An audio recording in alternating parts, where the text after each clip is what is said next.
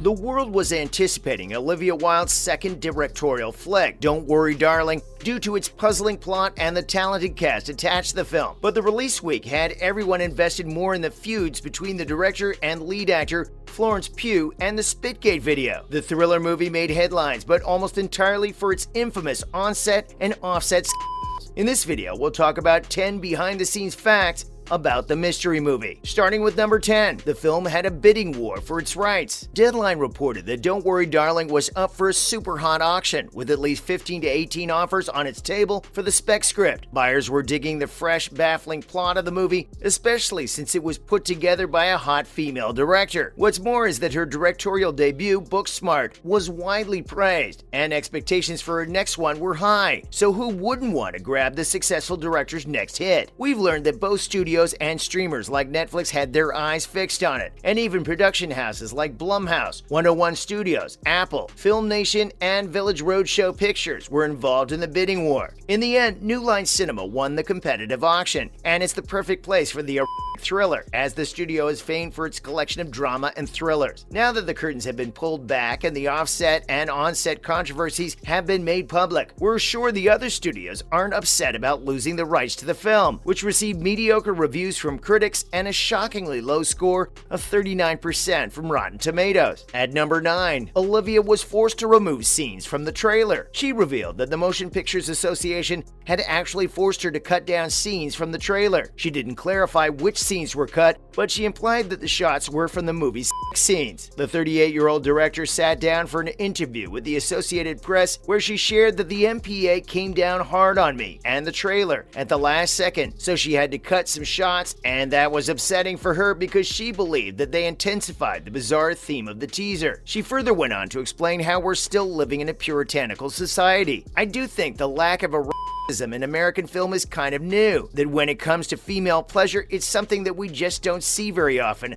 unless you're talking about queer cinema. She's right, honestly, because we've only seen queer films emphasize female characters feeling pleasure. For number 8, Shia LaBeouf was replaced by Harry Styles. This is probably something you might know, given the drama surrounding the movie. So Shia LaBeouf was said to play the role of Jack, but he was replaced before filming even began. The reason why he was replaced is still unclear, as we've two sides to the story. The actor says he dropped out because there weren't adequate rehearsals, and Olivia says that his behavior was too aggressive, and so she replaced him to protect the cast and the crew. We still think the 38-year-old actress played her cards right by replacing Shia, a controversial actor with a global hit pop star. Coming up at number 7, the Booksmart director was originally set to play Alice. Even though Pugh is playing the female lead in this movie, Olivia dished that she was originally attached to portray Alice, whereas Florence was set to play the director's character, Bunny. It's really common to see her playing the female lead in her works, but with Don't Worry Darling, she realized that it would be wise if it was focused on a young couple, so she switched her role. That's not the entire story, though. She loved how Florence gave off lead actor energy, calling her extraordinary, and also saying that she's the most exciting young actress of our time. There's no lie about that. Filmmakers are chasing the actress due to her terrific acting. She's also been named as the one who carried Don't Worry Darling on her shoulders. At number 6, Harry composed a song in just 5 minutes. Can you recall the creepy song Alice hummed at points? Well, they asked Harry to compose a song referred to as the trigger song in the script for Alice, and so he penned together something mystical in just 5 minutes. The script gave no guidelines about the melody, and so the As It Was singer was given full creative freedom. In an interview with Variety, Olivia and Harry, who were also dating, said that she was set to talk to a few songwriters about the song,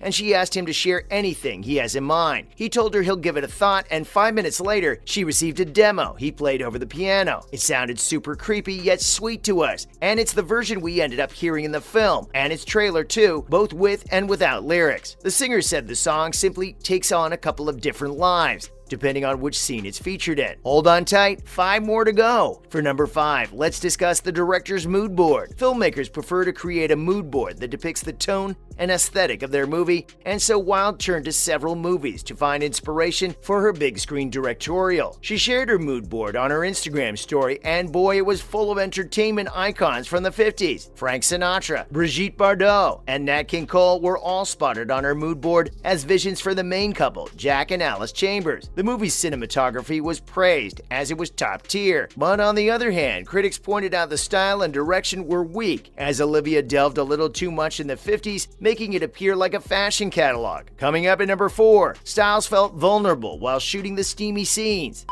Thriller included several racy scenes between the main characters, and Olivia decided to show female pleasure in the risque scenes since very few movies depict that. But the pop star stated that he felt vulnerable filming those scenes. He noted that he wasn't "Don't worry, darling," but it just made him uncomfortable, and he added that not only those scenes, but he thinks acting is uncomfortable at times. He explained that he thinks it requires a lot of trust and confidence to give it your all. His second movie of 2022, My Policeman, also sees him in some similar vulnerable scenes, but he was assured that his peen would remain his own before teasing that his bum is shown. Well, thanks for the heads up, Harry. We did spot his bum. At number 3, the 38-year-old director was scared her movie wouldn't perform well. Just like any other director who has a great debut film on their plate, the Lazarus Effect actress spilled that she was terrified about her sophomore flick slumping. Her debut, Booksmart, wasn't a blockbuster, but it charmed the audience and critics with its comedy and chaotic story. It increased expectations for her next movie, and so the director turned to Jordan Peele. He went through the same situation with his directorial debut, Get Out, and the next movie, Us. We found Us fantastic, but its final plot twist was honestly underwhelming. Olivia mentioned that she questioned him if he felt terrified to make his second film,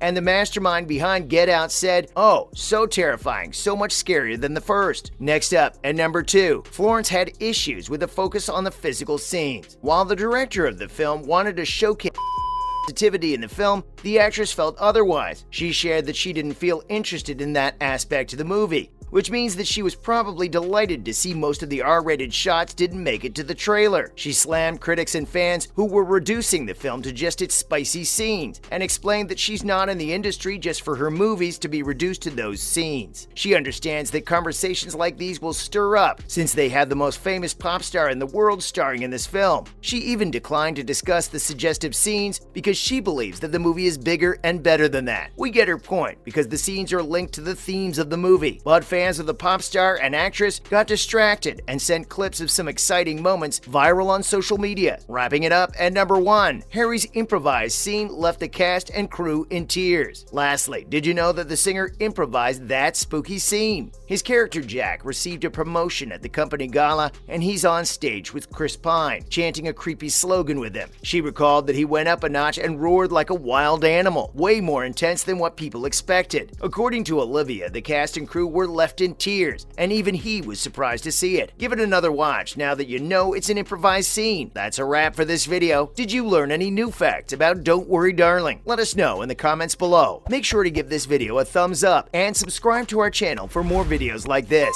See you in the next one.